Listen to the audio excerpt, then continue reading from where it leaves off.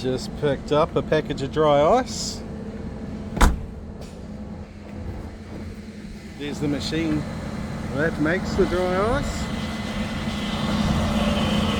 Pumping it out.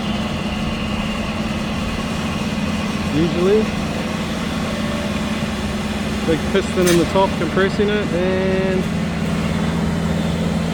it's not going to do it. It's done. Anyway, oh, there she goes. This place is called Cold Jet. Get all your dry ice from Cold Jet. Amazing people.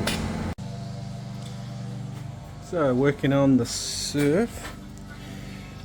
This little trick here. Using some dry ice to remove the old sound deadener.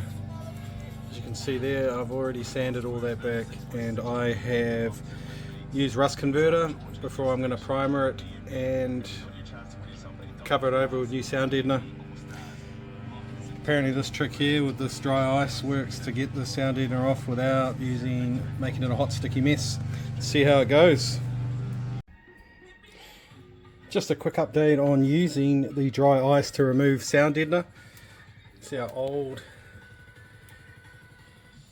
It's just shitty. So what I've done, I'm going to bought some dry ice, covered the area that I want to do. I've just done this bit and it came straight off. So what I'll do is I'll shift this up. So here's the piece I want to work. So I can get the blade, give it a, look at it. Oh my lord. It's hard to do it with one hand. Oh, sorry about the noise, earphones. Oh, look at that.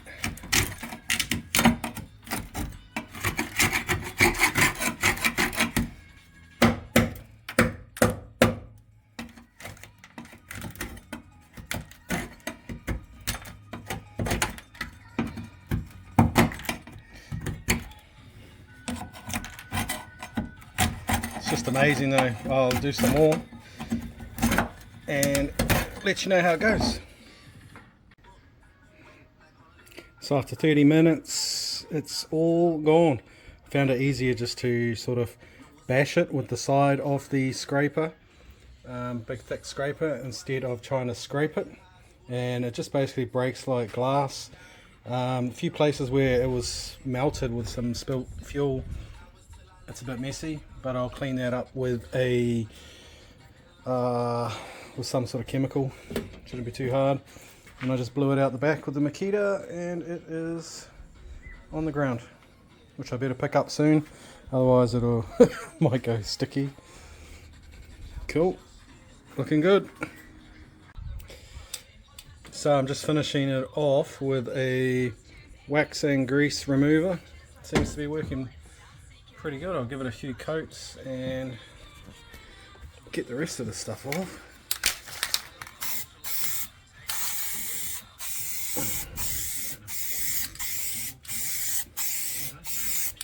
Just do a bit at a time, go over that bit. Don't want to get all bloody mucky. So just using a bit of a scraper to get a few bits that are hard to get off.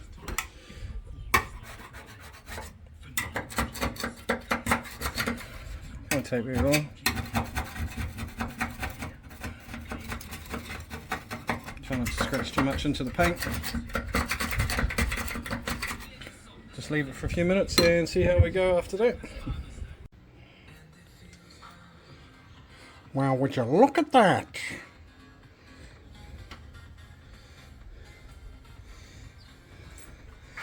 Right. Okay, so now I've got the floor ready for prep. I'm just installing some Dynamat behind the scenes there, going all the way up as far back as I can. And I'm also putting Dynamat on the inner tire well, just to help with the sound. I'm not trying to get those clips, because those clips are actually attached to keep these flares on. I'm going to do this bit extra over here soon, and I've already cleaned out down there. Just about to start this side. pulled the tints off to get in there. You've got the fuel filler on this side, so you need to go around that, get down here. Just cleaning this. I'm just going to get rid of a bit of rust over here, do the floor, and yeah, there's the speaker over there, which we're going to try and figure out what we can do. Put some new speakers in. Yep. Let you know when I'm a bit further through. Alright, so what do I want to do that again? So I've done the inner and outer wheel wells inside of the fenders, which are massive. The floor, I haven't done the ceiling. I've got to get some different tints. I ripped these ones off.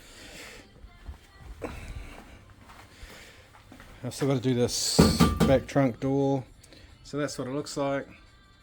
So I think it's pretty good. I haven't done right down on the fenders just yet. I might either put some sort of different insulation. Well, that's stage 1 complete. Now I've got mass sound deadener to put in. Let's see how that goes. This is taking me all day though. I'm quite pedantic. Probably shouldn't really need to cover as much as I did, but sheesh. Alright, sweet.